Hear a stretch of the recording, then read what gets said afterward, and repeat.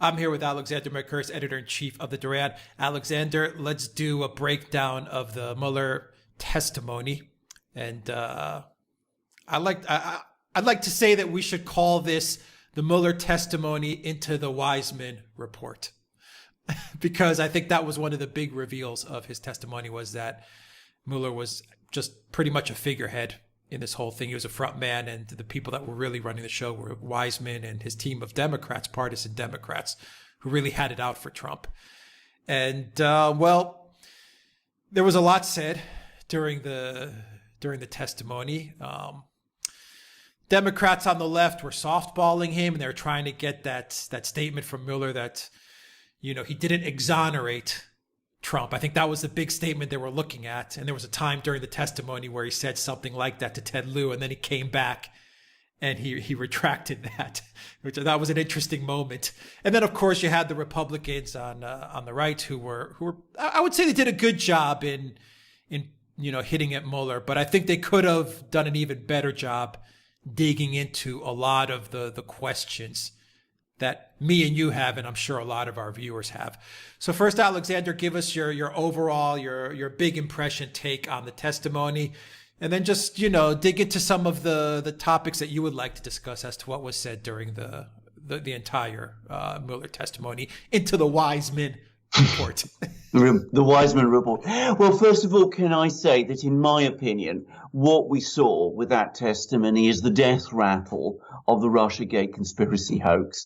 I think that anybody watching that disastrous testimony is going to be incredibly unconvinced now that hoax has any reality behind it. I speak now, of course, about people who retain some degree of logical and reasoning ability, because you get fanatics who are simply not open to any argument or reason.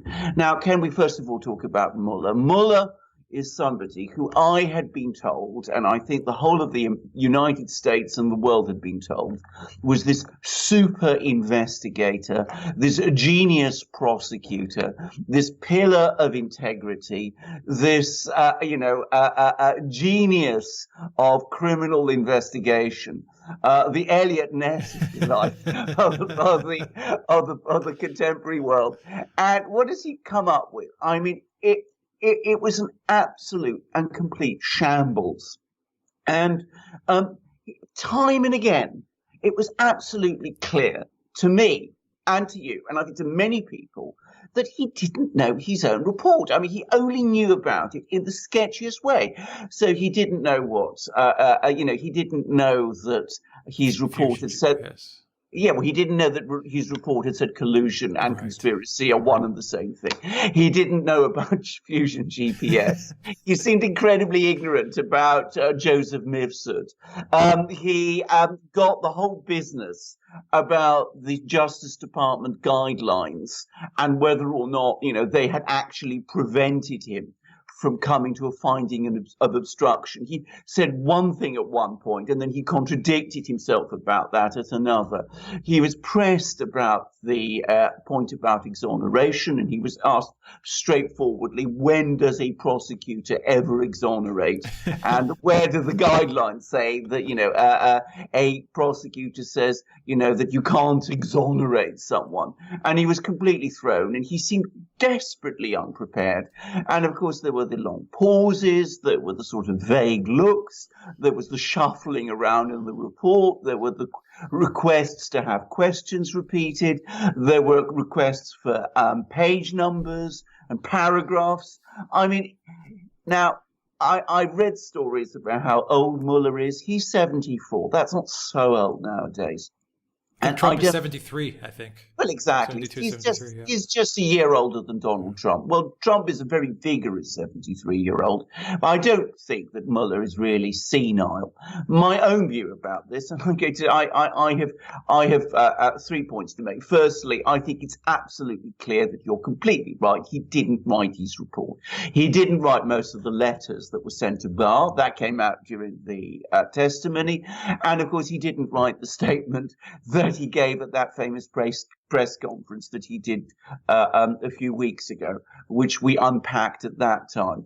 And I think, it's clear, by the way, now that that press conference was to conceal that statement at the press conference that if he came before Congress, he would only repeat what was in the report, was intended to prevent him coming before Congress, to conceal the fact that he didn't write the report. He clearly didn't write the report. And who wrote the report? Well, you had the 18 angry Democrats on his team. The senior amongst them was Andrew Weissmann. I read that report. I've actually read it twice now. I've read it through twice. I said at the time that it was a giant fishing expedition that didn't catch any fish. That's what I said in the day it came out, when we did a 1 hour video, a live video about it. And I stand by that opinion. What I also said during that 1 hour video that we did was that it was an incredibly aggressive prosecutorial report, far from being impartial. It constantly acted on the basis that the presumption of innocence was reversed. It engaged in what was essentially a presumption of guilt at all times, so that even the most innocuous meetings between Trump people or people remotely connected to the Trump campaign and to people remotely connected sometimes to Russia were always assumed to be something, bad and sinister, but in the end, they could find no evidence. And you had this bizarre volume 2 with this very peculiar and very outlandish and wrong academic discussion about obstruction. That looked to me as if it was written by Weissmann. And I have to say, some of the tactics that we saw during the Mueller investigation, the people being arrested in the most outrageous circumstances, put through the grinder. I mean, I've spoken about the third degree in several of our programs together, and forced into confessing to process crimes and attempts to make them flip, to get them to say things to implicate other people, which never completely came together, but which nonetheless were unbelievably aggressive tactics. That also seems to me to be the hallmark of Andrew Weissmann, who has a history of doing this sort of thing. So, yes, I think Weissmann has written the report, as he's written all the other documents. I think he was the unofficial driver and leader of this investigation. I think he ran this investigation with the objective of pinning something on Donald Trump. He couldn't succeed on the collusion because the evidence just wasn't there. He made a really desperate attempt with the Donald Trump Jr. Veselnitskaya meeting in Trump Tower, where he came up with this outlandish theory that meeting was somehow a breach of campaign finance laws. Even he couldn't make that one stick. So he came up instead with this long academic discussion about obstruction, and he used that as an excuse to keep the investigation going for at least a year longer than it needed to go. So it has Andrew Weissmann's fingerprints all over it. Andrew Weissmann, in the end, wasn't able to come up with anything. Robert Mueller looks an empty suit and a fool. He has destroyed, I think, forever his reputation in America. The Democrats are furious with him. The Republicans are angry with him. That is the end of Robert Mueller. And as I said, I see this as the death rattle of Russiagate. I think from now on, everything that we will see will be the reverse of Russiagate. It will be the investigation of those people who tried to sell us this ridiculous story, which you and I never believed. Yeah, I think we have 3 investigations coming out. One Durham, Barr, and another one on, I believe, the Clinton Foundation, if I'm not mistaken, as well. Absolutely. So, I mean, they're going to start to hit back. Yeah. Yes, absolutely. The DOJ and the Trump team, they're going to hit back, and they should. Yes. Well, I mean, one of the points about the prolonging of this investigation beyond all reason, because to be very clear, it should never have been set up at all. I mean, I think that's now fairly well established that already by the early spring of 2017, the FBI and the DOJ knew that there was, in fact, that there was no collusion between Trump and the Russians. And Comey was telling Trump, you're not under investigation, and was refusing to say this in public. Already very bad, in my opinion. And there was apparently, according to John Solomon on the Hill, they'd already done a massive wire diagram going through all the allegations in the Trump dossier and had established that that dossier was simply unreliable and had no basis and was a work of fiction. And that was already the spring of 2017. But let's give them the benefit of the doubt. Let's assume that there was something to investigate when the Mueller investigation was created. By the autumn of 2017, I think it's now conclusive. They'd established that there was no collusion. They didn't report the fact. They went on going through the motions of an investigation that was looking increasingly not at collusion, but at obstruction. Why did they do that? In order to conceal the things that had really gone on, which is the massive misconduct within the Justice Department and the FBI and the CIA. And now what's happened is that with Attorney General William Barr, coming in, forcing this investigation to be closed down, we are now seeing the real investigations with Durham, with Horowitz, with this other Clinton Foundation investigation, which does exist, but which I know very little about.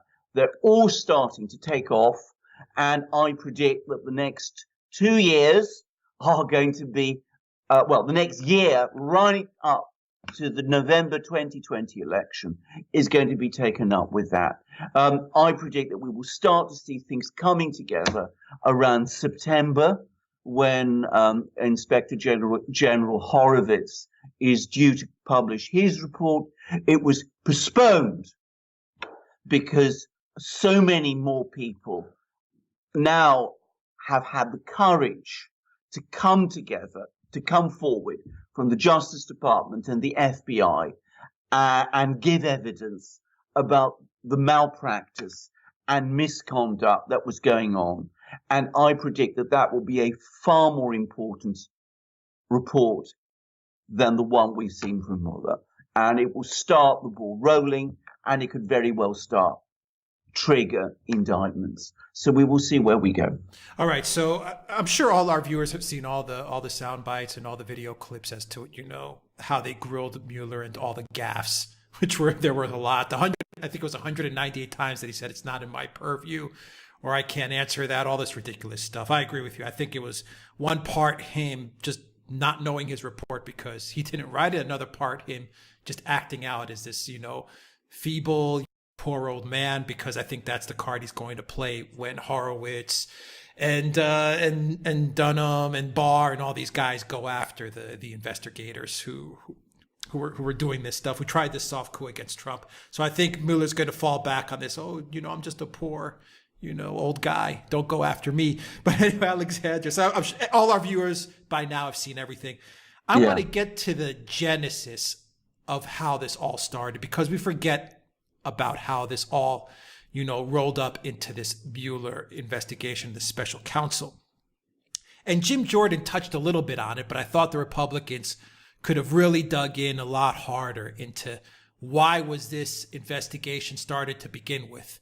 This was not a criminal investigation at all. So, how did it become this investigation of collusion and obstruction and all this stuff? Jim Jordan mentioned Mifsud, so I'd like you to talk a little bit about Mifsud. We've done videos on Papadopoulos when he was speaking with Mark Stein, and he also mentioned a lot about how this Mifsud and this Stefan Halper character got in touch with him. And that's one part of the equation as to how this whole Trump-Russia election meddling narrative got formulated. But there was another part, and I think you touched upon it, previously as you were speaking about the Mueller testimony. And that part has to deal with the Obama DOJ, the Hillary Clinton campaign, the 18 intelligence agencies narrative, and all that stuff that was being floated around in 2015, 2016. Now, I'm going to say a couple of things, and then I want you to dig deeper into it. My first thing that I think about when I'm thinking Weissmann is this. There was a book called Shattered, and I'm sure you know all our viewers have heard about it, which kind of chronicles, the start of this Trump, Russia collusion, election meddling thing. And there's a part in that book where it says, during the election night at Hillary Clinton's headquarters, when she found out that she lost, that she was going to lose, Clinton, Robbie Mook, and John Podesta, they concocted this whole Russia election meddling idea. But at that event, at those headquarters, was also Andrew Weissmann, and that's confirmed. So I think that Weissmann was part of this group, or was informed immediately afterwards that we're going to put this plan into motion. Robbie Mook and Podesta, they cooked it up with Clinton, and they actually, I think they pulled Weissmann into the room. This is how I'm visualizing this. They probably pulled him into the room. They said, "Okay, Andrew, this is how we're going to play this, and you're going to be the person that's going to investigate this." And I think that's, I'm simplifying it, but I think something like that probably happened because he was there. I also want to get to an article that you wrote, Alexander. You wrote this article, let me find the date, on October 10th, 2016. The title of this article was U.S. Intelligence Meddles in U.S. Presidential Election. Backs Hillary Clinton, tries to stop Donald Trump. Do you remember that article, Alexander? I remember it very well. Okay, great. It was the time when I was really beginning to get really concerned about what was happening. And anyway, carry on. Okay, Alex. Great. Because in this article, you also kind of outline the genesis of what was going to become literally an attack on U.S. democracy. And you even stated that Hillary Clinton, by consistently and constantly repeating this U.S. intelligence community is confident that the Russian government, hacked the emails, by consistently saying this, you said that Hillary Clinton is putting a bomb, and this is a quote, is putting a bomb under U.S. democracy. You said this was probably the worst thing that Hillary Clinton could have done.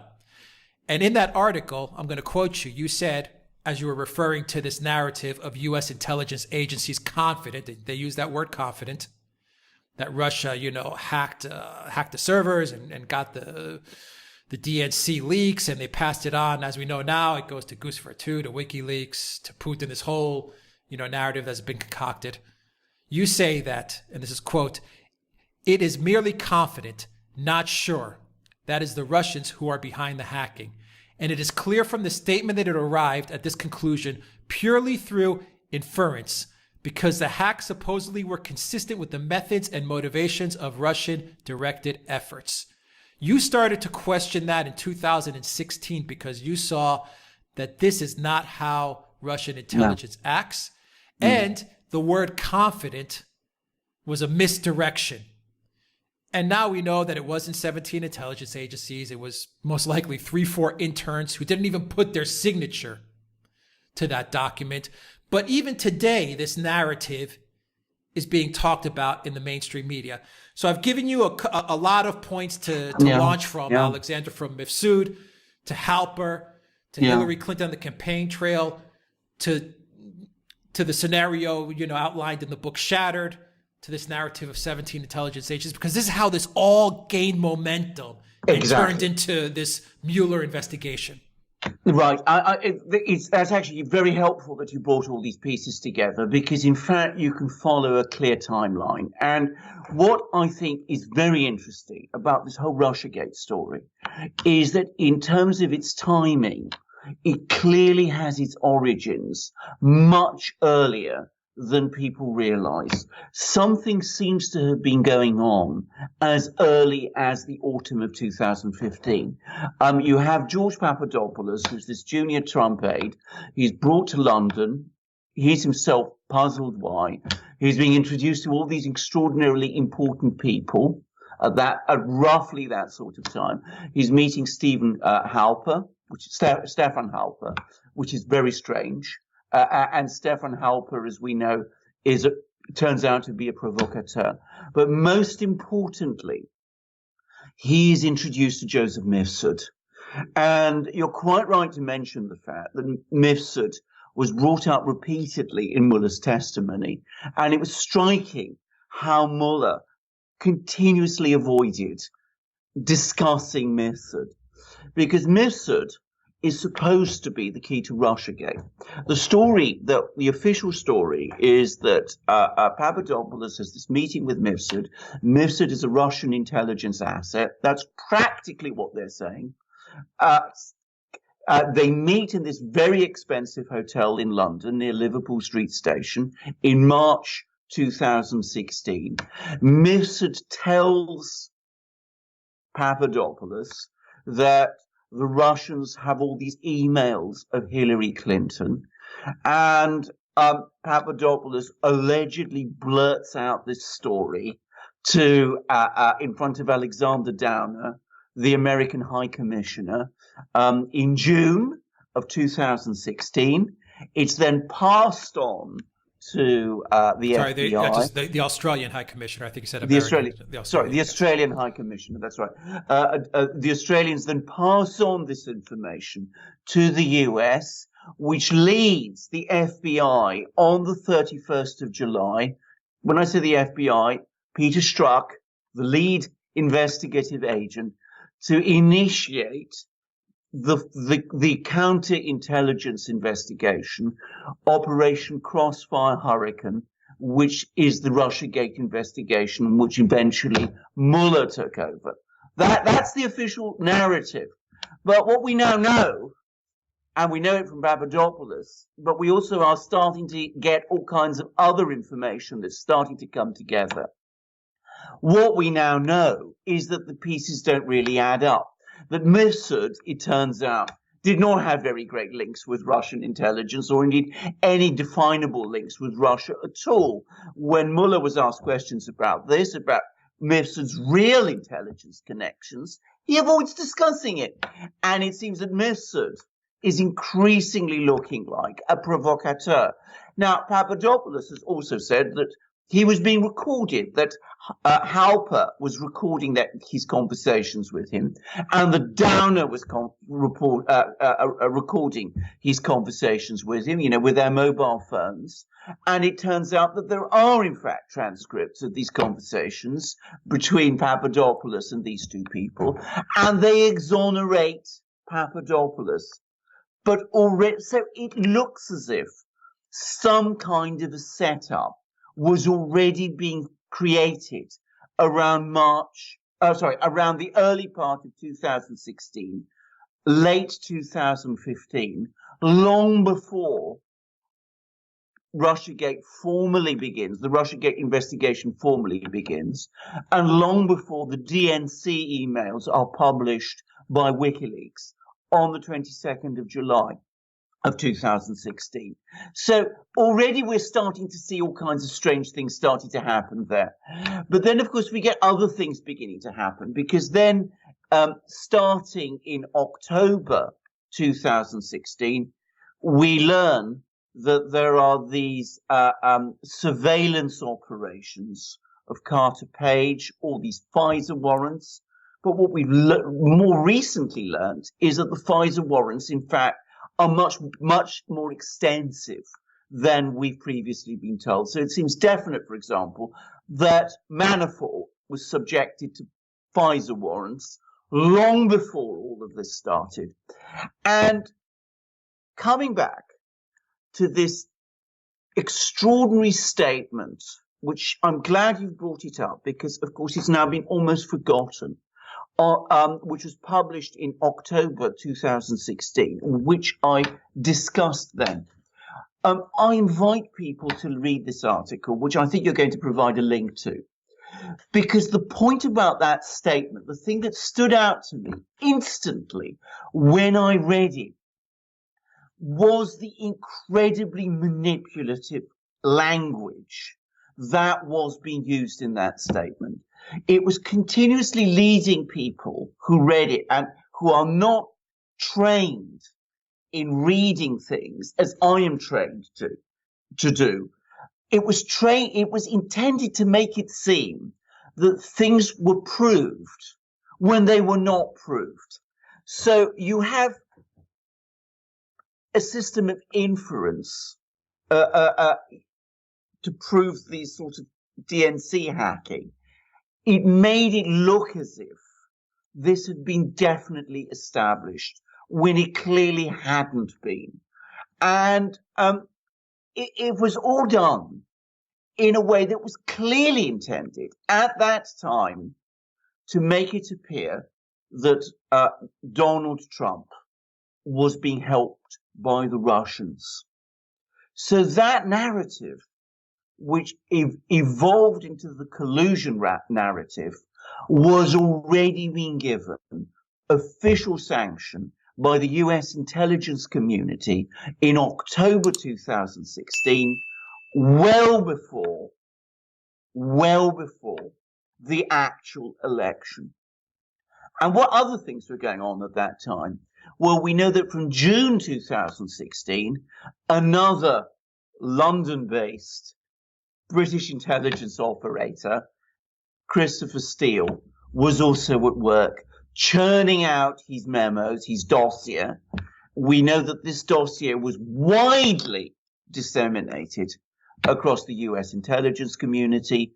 We also know that that same dossier was being circulated by the Hillary Clinton campaign, who had paid for it, to the media. This at the same time that very manipulative statement that the intelligence agencies were putting out was published. So already you see, well before the election, clear evidence that people like Papadopoulos was the subject of provocations by people who look increasingly like they had intelligence backgrounds. Halper, Mifsud, perhaps others, this mysterious Azra Turk woman, I've probably not got her name exactly Downer, right. I mean, an Australian diplomat? Downer, Australian diplomat. So we see all of that going on. We see Christopher Steele churning out his dossier. We have this very mysterious meeting between Veselnitskaya and Donald Trump Jr.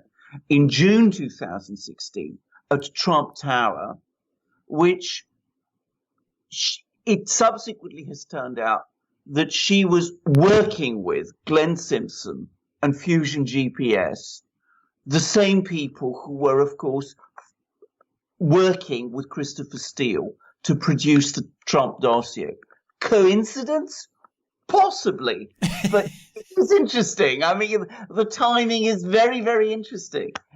And then, as I said, whilst all of this is going on, we have in October 2016 this very mysterious, this very extraordinary statement, which was clear interference in the US presidential election.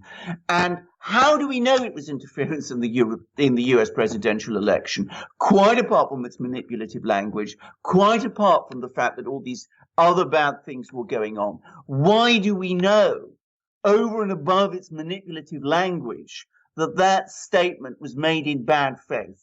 We know because one important person refused to sign it, who was James Comey, the director of the FBI, who said at the time, this violates the Hatch Act. The Hatch Act is the act which says that the intelligence agencies cannot interfere in US elections. So even Comey could see that this was interference, and for that reason he refused to sign it, even though in other respects he was enthusiastically engaging in all the election interference that we've been talking about. So we have a very ugly picture. Now, it goes back, as I said, it seems to me it goes back to 2015. On the 31st of July, 2016, or thereabouts, because there are now theories that, in fact, that date of the 31st of July, 2016 is a fiction, and that it was actually earlier. But sometime in June, July 2016, the FBI starts a formal investigation. Peter Strzok, as I said, is at the center of it. And then, mysteriously, after the election, when Robert Mueller is appointed, this counter-espionage investigation morphs into a criminal investigation. And we've never really been told how that came about. And that is important because, as Andrew McCarthy on National Review, and he's a lawyer, a great lawyer, and a former federal prosecutor, has repeatedly pointed out, you don't appoint prosecutors, special counsel to head counter-espionage investigations.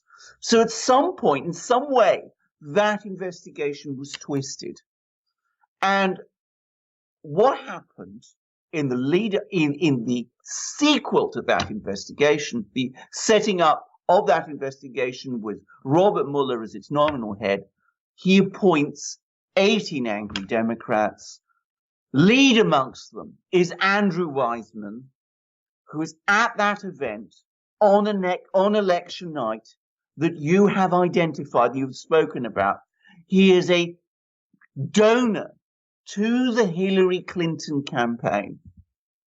That fact alone should have disqualified him from being involved in an investigation like this. He has a clear conflict of interest, yet he's appointed to be a lead investigator in it. And we now have all the indications are that he wasn't in fact just an investigator and a prosecutor, but that he was actually the person who was in fact running it and who wrote the report and who wrote all the other documents. So it seems to me that what we have here, if we put all these different pieces together, is at least the appearance of the intelligence community, or at least parts of the intelligence community, the CIA definitely, probably obviously sections of the FBI also, the Justice Department,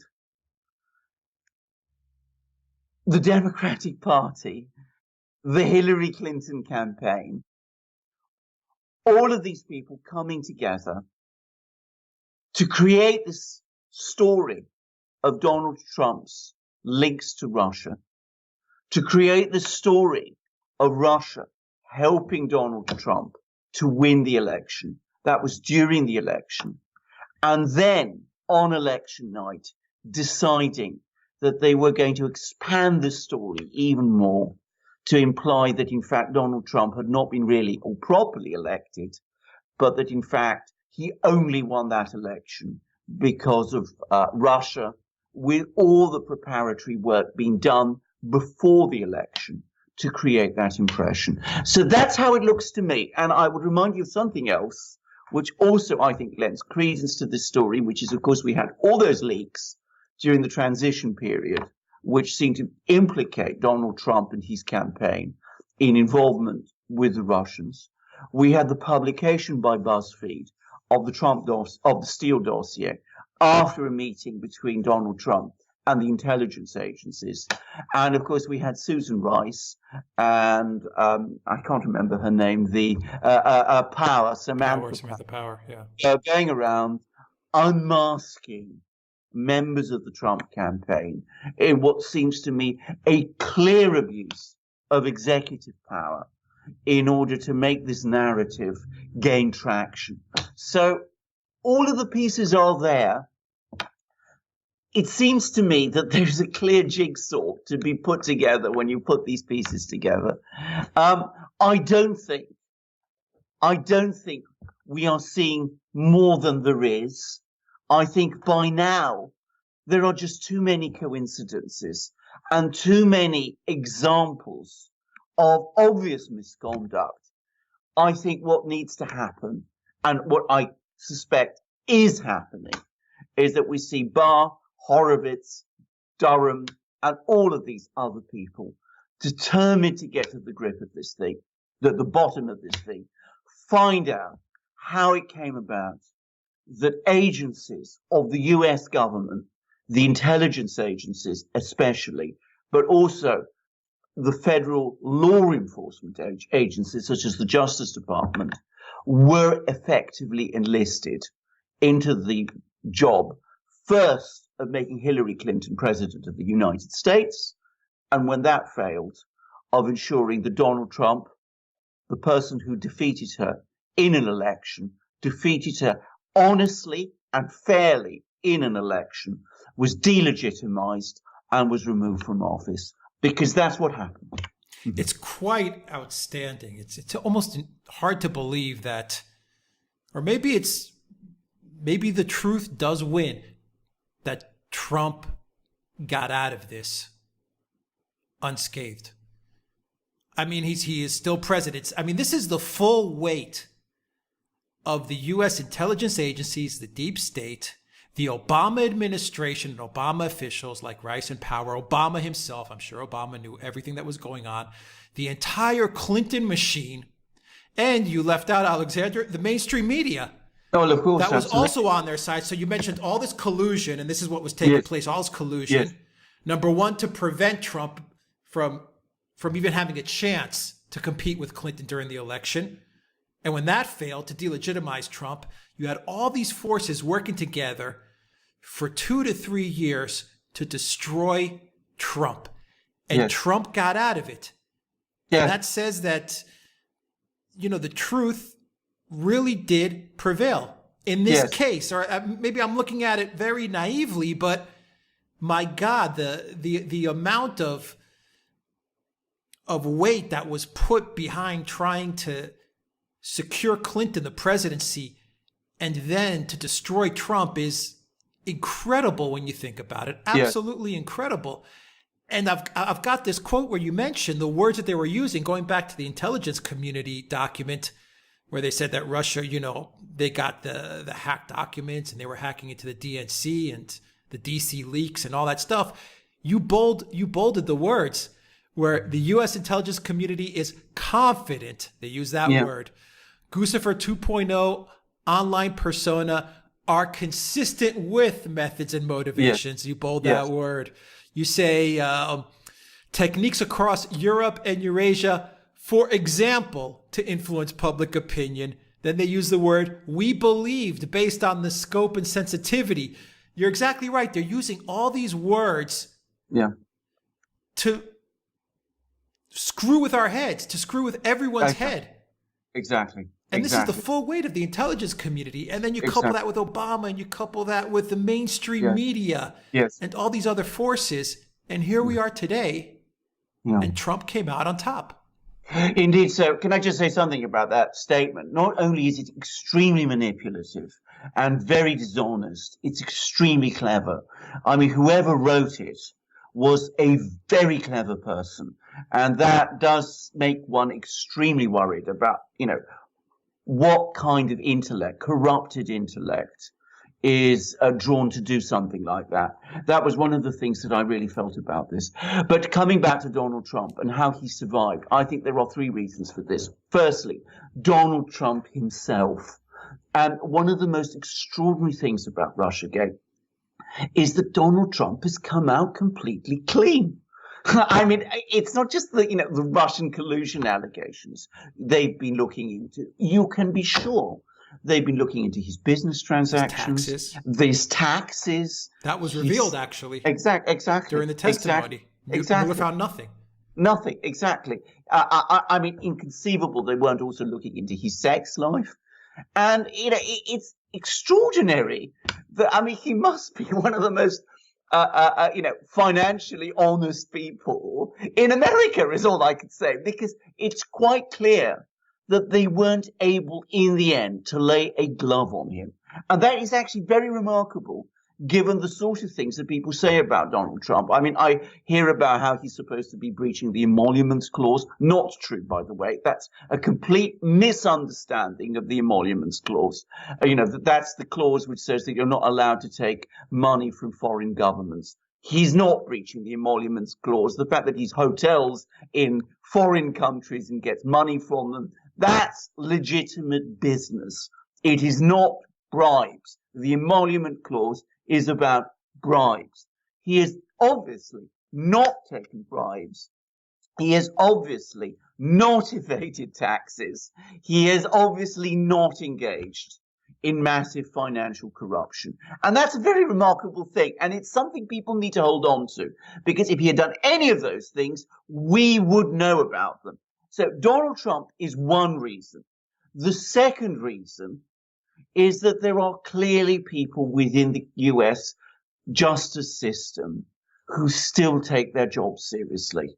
I mean, we've talked about William Barr. We've talked about that there are other people also. I mean, it came very close, but in the end, the system self-corrected. And I think one of the unsung heroes of this thing is Horowitz, the Inspector General of the FBI, who released a first report. And remember, he's a holdover from before, Trump moved in. He's clearly a man of, to all appearances, of great personal integrity. And it's clear that there were other people who were also of integrity also. There's also alternative media, which played a big role in highlighting the absurdity of these things. We should not underestimate the role of people like us, and that is why there are all these attempts to suppress us, because that's what we've been doing. We've not been creating a false narrative. We have been telling the truth and undermining the false narrative that the powers that we've been talking about tried to inflict on everyone. And last but not least, and I'm going to say this, and I'm not being sentimental here or romantic, the good sense of a critical mass of the American people. They were not prepared to vote for Hillary Clinton because they clearly sensed that there was something fundamentally wrong with her. And they were not really ultimately moved by Russiagate at all. Donald Trump's support held up right through it. People were being relentlessly told that he is the corrupt Siberian candidate run by Putin, and his base never believed it. And when we talk about his base, we must remember we're talking about tens upon tens of millions of Americans who showed far better sense and understanding of what was really going on than all those clever, sophisticated people in Washington and New York and San Francisco and Los Angeles who fell hook, line, and sinker for this story. So, I know that sounds a little romantic. Oh, it's spot on. But I think it's spot on. And I think that I think it's important that be said. Mm-hmm. Yeah, and I think it's great that, we broke it down now, and hopefully this will be the end of it. I don't think it will. I think the Democrats are going to double and triple and quadruple down on this because they don't have anything else. But there is, can I just say something about this? There's a brilliant article by Byron York on the Washington Examiner about all of this, about how it seems there are still people within the Democratic Party, including Nadler. I mean, he chaired this Mueller fiasco, and he's still talking about the need for impeachment. Yeah. And Byron York points out what a disastrous error that would be now. But, if people want to destroy themselves, whom the gods destroy, they first make mad. And clearly that's what's happening with people like Nadler and with the other prominent Democrats. Nadler, Ted Lieu, Swalwell, Eric Swalwell, even Pelosi doesn't want to put an end to this, which they really should for the good of the party and the good of the upcoming elections in the next year. Absolutely. They should just let it go. They should. But they're not. They can't let it go because they're as I think you said on an earlier program that we did, they become addicted to this thing. I mean, they can't shake it because they're addicted to it. I mean, so they get up every morning and they're trying to find this mysterious connection which will prove collusion between Trump and the Russians, or will prove obstruction, even though it isn't there. None of these things are there. I mean, the obstruction thing, which I've discussed, by the way, at great length in a preface to one of the two Russiagate books, which we've just publishing, which we'll talk about a bit more in a moment. That obstruction argument is absolutely as ridiculous as the claim of collusion between Trump and the Russians. And one of the weird things about Mueller's testimony is he says, well, we're not exonerating Trump of this allegation, But we're not saying, and he actually said this, we're not saying he's culpable either. We came to no view. He came to no view because there is nothing there. Yeah, guilty until proven innocent. Well, which is absurd, and that was what was pointed out to him. And of course, he just disintegrated under that line of questions. Yeah, I would have loved the Republicans to have dug a little bit deeper into how all of this started. There was a lot that they missed, but then again, it's such a complicated and very long type of process that played out over the last 3 years as to how we got to this point, that I can see when you only have 5 minutes, you try to zero in on certain topics and on certain focal points. But there was a lot there that they could have dug into. Of course there was. And I tell you what, I think the format of this thing is incredibly difficult. What it really needed, actually, was one person, a trained prosecutor, Trey Gowdy, who of course is no longer, because he's no longer in Congress, but he would have been ideal for this. Somebody like that to just cross-examine Mueller. He would have torn Mueller apart. And he would have obliterated him. I mean, if it had happened like that, then as I said, we wouldn't be talking about a debacle and a fiasco, which is what we are talking about. It would have been far, far worse even than what it was. And we might have actually got closer to the truth on certain things, like, on Mifsud, on the role of Fusion GPS, because it's inconceivable that Mueller doesn't really know about these things. He isn't a doddery old man. You're quite right. He's hiding. He knows all these investigations are going on. He knows Horowitz is working away. He knows Durham is working away. He's heard about all of these whistleblowers coming forward, and that's why he looks so nervous and so scared and was hiding behind his report. And he's already, this is my opinion, creating just as you said, he's creating his alibi. I was this doddery old chap. I wasn't really in charge. Playing it stupid. Yeah, I'm playing it stupid. Yeah, that's exactly that's exactly what he was doing. That's exactly how he's going to play it, stupid. I wouldn't be shocked at all if they throw Weissmann under the bus. Both the Hillary Clinton campaign and Mueller and all these people. Weissmann already has a god-awful reputation. Yes. I mean, from what I understand, he is the worst of the worst when it comes to lawyers as far as reputation goes. Absolutely. So, I mean, I wouldn't be surprised at all if he takes the fall for all of this stuff. And I think there are going to be people that are going to take the fall. Comey, Clapper, Brennan. We'll see what Barr and Dunham and all these people dig up. But I think you closed it out perfectly, Alexander. For all the social media that we have, for all the technology, for the way Obama ran the White House for 8 years and the way Obama campaigned, Trump is a different type of politician, that he goes to the people. Yes. And where you had someone like Obama, who was this elitist type of character that would never set foot in a stadium in the middle of Oklahoma or somewhere like that. Obama was, playing basketball with Clooney and, shooting Hollywood films when he was president and, inviting Angelina Jolie to the White House. Yes. That was Obama. But Trump, he always goes to the people. And I think you said it perfectly. It was, at the end of the day, it was the American people that provided they were the front line in preventing the deep state from destroying the U.S. presidency and destroying the person they voted for. Exactly, and that is something that it should fill one with hope.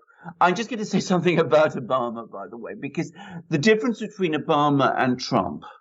I mean, I know people always say that we defend Trump, but Trump speaks and tweets like an actual person. I think that's a huge aspect of his appeal. He talks to people. I used to have to read Obama's speeches, and it was the same convoluted, manipulative language that you saw in that intelligence community statement that came out in October 2016. May I make it very clear here? I'm not suggesting that it was Obama who wrote that statement. I'm sure it wasn't. But all I am saying is it's that kind of mentality. It's enormously contorted, twisted words, which never mean quite what they seem to mean. With Donald Trump, what you see is what you get, and that is very different.